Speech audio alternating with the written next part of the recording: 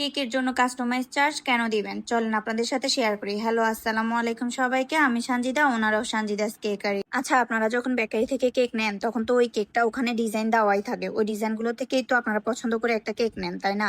ওটার মধ্যে তো ওনারা এক্সট্রা কিছু দিচ্ছে না, তাহলে ওটার জন্য ওনারা এক্সট্রা চার্জ কেন নেবে?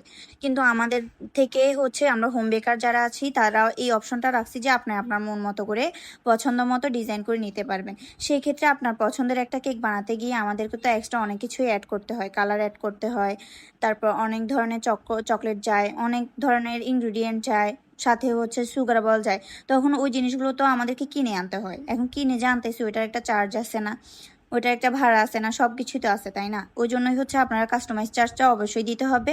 কথা বলতে বলতে আমি আমার কেকটাকে ডেকোরেশন করে ফেলেছিলাম। এটা হাফ পাউন্ড ছিল, তাও হচ্ছে 461 গ্রাম হয়েছিল। কেমন হয়েছে আমার কেকটা অবশ্যই কমেন্ট করে জানাবেন। আমার ফেসবুক পেজটাকে ফলো দিতে ভুলবেন না, আর অর্ডার করার জন্য আমাদের ফেসবুক পেজে ইনবক্স করে ফেলবেন।